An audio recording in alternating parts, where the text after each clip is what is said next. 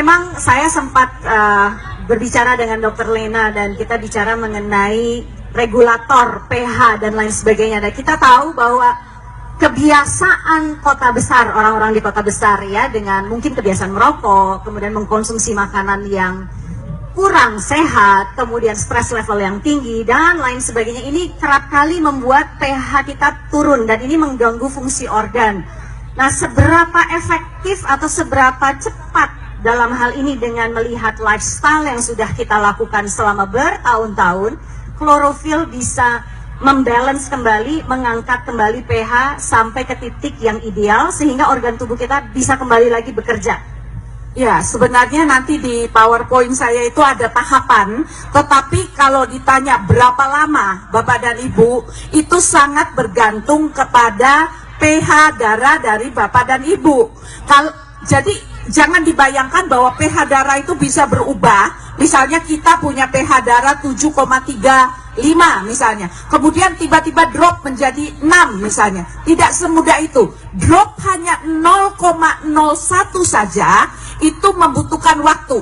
Jadi berarti kalau pH darah Bapak dan Ibu sudah asam, itu untuk mengembalikannya itu tidak dalam waktu yang singkat. Jadi Bapak dan Ibu, itu nanti yang mungkin saya akan lebih paparkan di dalam presentasi karena ada gambar-gambar yang menarik, Bu Emil. Oke, mungkin kalau saya bisa minta presentasinya Dr. Lena, karena kita memang tidak memiliki terlalu banyak waktu. Apakah sudah siap presentasinya? Oke, silakan Dok. Baik, jadi Bapak dan Ibu sekalian, kalau kita lihat penyakit yang paling banyak menyerang kita akhir-akhir ini itu ada jantung ya Bapak dan Ibu, ada stroke, kemudian ada diabetes. Nah, itu adalah peringkat-peringkat yang relatif tinggi yang sekarang dialami juga di Indonesia Bapak dan Ibu. Nah, menariknya Bapak dan Ibu, saya memberikan judul presentasi saya itu dengan tulisan mengapa darah itu menjadi indikator penyakit. Bapak dan Ibu, kalau kita sakit, kalau kemudian demam kita berhari-hari tidak pernah turun-turun, kemudian dokter maupun rumah sakit akan menyarankan kita periksa darah, ya. Jadi menarik. Kita lihat slide yang berikutnya. Nah, ini adalah data daripada penyakit yang dialami oleh seluruh penduduk di negara yang berkembang. Negara berkembang termasuk Indonesia. Dan kalau Bapak dan Ibu bisa lihat, yang paling bawah itu adalah HIV.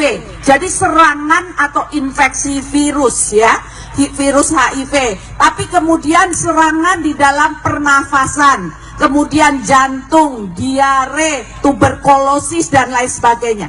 Poinnya Bapak dan Ibu, poinnya adalah masalah yang dihadapi oleh negara berkembang itu adalah penyakit infeksi, itu nomor 1. Dan yang nomor 2 itu adalah penyakit yang terkait erat dengan darah kita. Nah, kita lihat bagaimana dengan negara maju. Berikutnya kita lihat, ini adalah untuk negara yang maju. Tidak jauh berbeda. Memang bukan AIDS, bukan HIV virus yang menjadi poin yang paling banyak, tapi serangan jantung, stroke misalnya. Tapi itu adalah apa? Itu adalah masalah penyakit-penyakit yang terkait dengan darah. Jadi Bapak dan Ibu, kesehatan darah itu berperan sangat penting. Nah, kita lihat slide berikutnya. Nah, ini adalah yang di sebelah kanan, itu adalah darah yang sehat. Yang merahnya banyak ya Bapak dan Ibu ya. Yang di kirinya itu contoh yang terkena penyakit leukemia. Nah, ada di bagian sebelah paling ujung, yang atas itu adalah gambaran darah orang-orang yang sehat, orang-orang yang normal. Tapi saya menggaransi Bapak dan Ibu, kalau kita pergi dan memeriksa kekentalan darah kita, jangan-jangan Bapak dan Ibu, kekentalan darah kita itu adalah yang gambarnya di bawah. Dan untuk itu Bapak dan Ibu gampang periksanya, langsung saja ke tempat pemeriksaan, apakah itu Prodia dan sebagainya, kemudian tes dan minta gambar kekentalan darah Bapak dan Ibu. Lihat apakah Bapak dan Ibu ada di bagian yang atas atau di bagian yang bawah. dan ini akan mempengaruhi tingkat kesehatan kita. Berikutnya. Nah, Bapak dan Ibu, saya sangat senang dengan tayangan ini. Ternyata ya Bapak dan Ibu, kesehatan kita, darah kita itu yang menentukan kita itu sehat atau tidak. Jadi bukan, oh kita harus menjaga jantung kita harus menjaga pencernaan kita. Bapak dan Ibu, itu semua memang penting. Tetapi yang kalau Bapak dan Ibu jaga dengan baik, darah Bapak dan Ibu, kesehatan darah dari Bapak dan Ibu, maka keseluruhannya itu akan terbantu dan menjadi sehat. Nah, apa ternyata cara menentukan ini darah sehat atau ini darah tidak sehat, itu penentunya sederhana. Tetapi coba Bapak dan Ibu, kalau pergi ke Prodia, kemudian melakukan pemeriksaan darah dalam sekian tahun Bapak dan Ibu lakukan, apakah pernah Prodia mengeluarkan data mengenai pH darah? Tidak pernah. Nah, inilah yang luput Bapak dan Ibu. Jadi kita hanya memeriksa kalau demamnya tinggi, dugaan kita mungkin kita terkena liver, mungkin kita terkena demam berdarah. Kemudian pemeriksaan itu fokus melihat pada kuman-kumannya, pada bakterinya. Kemudian tidak pernah melihat pada pH darah. Nanti saya tunjukkan bagaimana pH darah itu ternyata bermain dengan jumlah kuman dan sebagainya. Jadi ketika pH darah itu menjadi asam, Bapak dan Ibu, mikroba termasuk misalnya katakanlah Salmonella typhosa, Salmonella typhi dan paratyphi dan jenis-jenis Salmonella itu akan dari keadaan yang normal yang sudah ada dalam tubuh kita tiba-tiba menjadi berlipat ganda. Jadi Bapak dan Ibu, penentunya bukan kumannya, bukan salmonellanya. Salmonellanya sudah ada dalam tubuh kita. Dia tidur dengan tenang di dalam tubuh kita. Tapi begitu pH-nya bergerak menjadi asam, dia bisa bangkit. Bapak dan Ibu mungkin berada dalam satu ruangan di mana di situ tidak ada orang yang batuk, tidak ada orang yang pilek, tidak ada makanan yang aneh, tapi tiba-tiba Bapak dan Ibu bisa diare, Bapak dan Ibu bisa batuk dan pilek. Persoalannya di mana? Persoalannya adalah pola makan yang menyebabkan pH darah Bapak dan Ibu kemudian berubah. Berikutnya.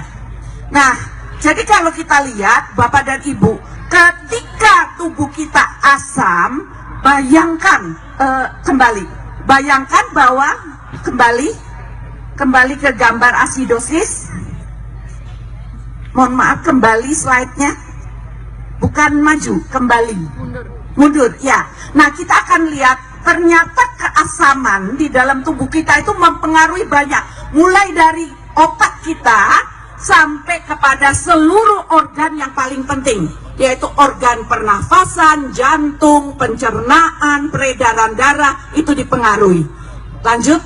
Nah, jadi Bapak dan Ibu, lanjut. Nah, kalau kita lihat Bapak dan Ibu, nah ini ada hal yang menarik. Kalau kita lihat mulai dari mulut kita sampai ke pencernaan, pH di dalam tubuh kita, khususnya di lambung, di usus, itu sangat rendah. Jadi coba bayangkan, sayur yang masuk ke dalam tubuh kita, itu juga akan mengalami fermentasi. Jadi fermentasi atau proses pengolahan itu akan merusak banyak sekali zat-zat yang ada. Nah, tidak terkecuali sayur-sayuran, buah-buahan.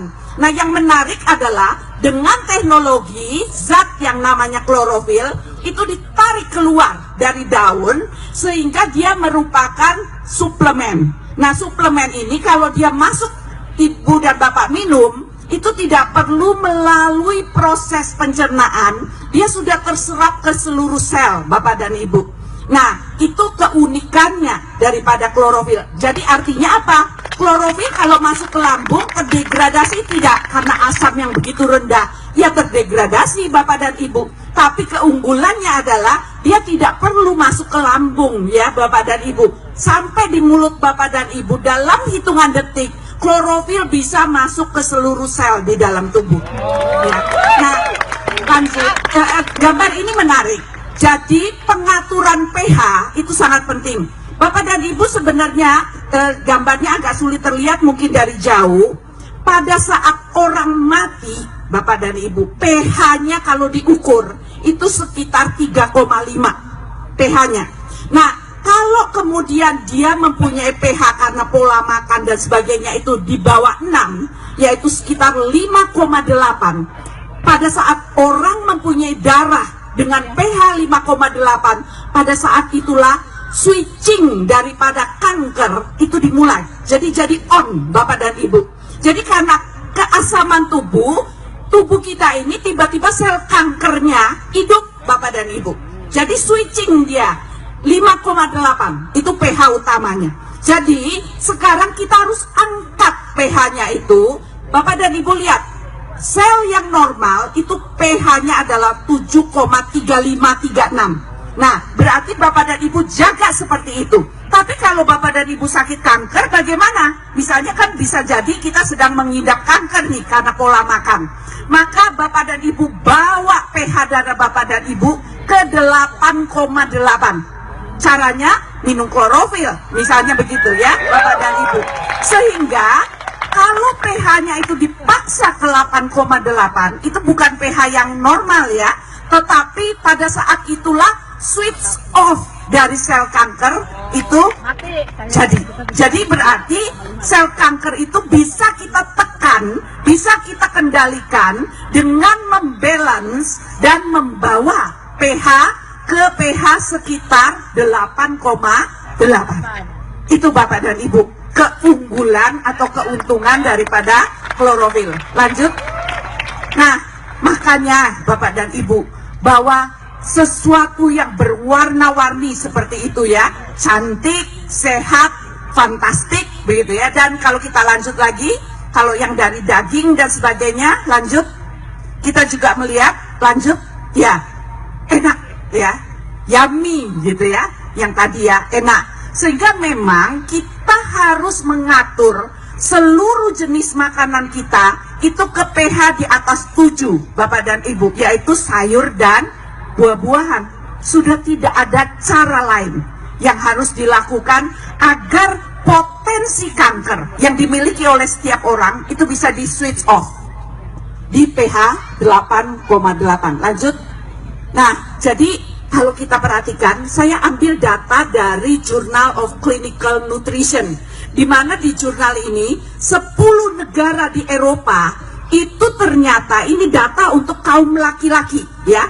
Bagian yang warnanya hitam itu adalah konsumsi dari suplemen-suplemen.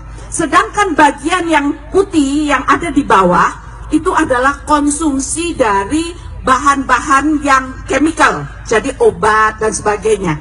Kita lihat yang putih selanjutnya ya, di negara yang sama. Lanjut.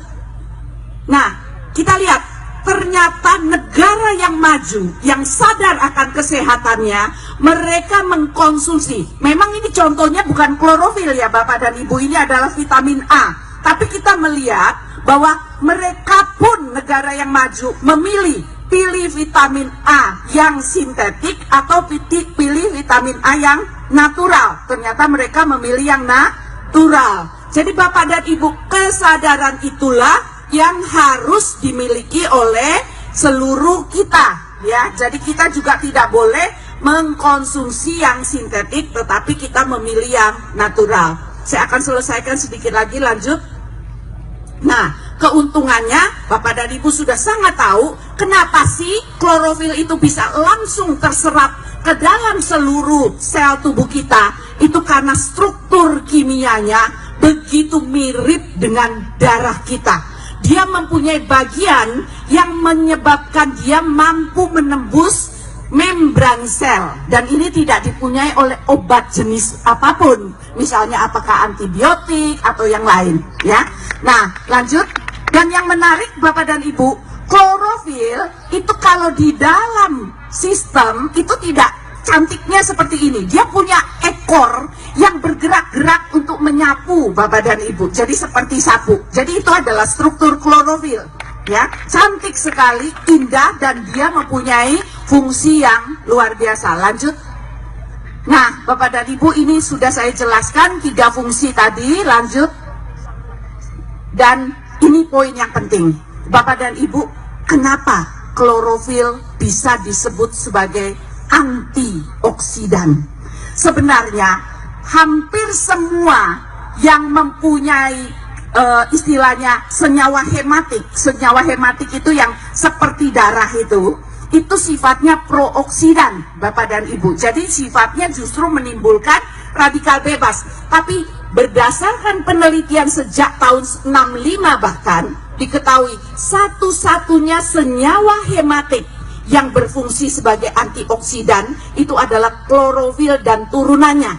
Bahkan Sato sudah dari tahun 80, Bapak dan Ibu, menyatakan bahwa klorofilin itu punya antioksidan. Dan antioksidannya ada di mana? Di cincinnya itu, Bapak dan Ibu, yang saya gambarkan hijau itu. Jadi mekanismenya unik.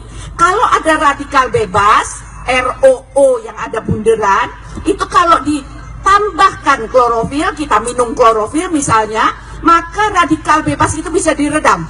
Mekanismenya sudah sangat jelas dan itu dipakai lewat cincinnya. Ya, Bapak dan Ibu, saya akan akhiri di sini. Ceritanya masih panjang, tapi biar Bapak dan Ibu bisa punya waktu mencerna, dan saya pikir lebih baik tanya jawab begitu. Sekian dan terima kasih.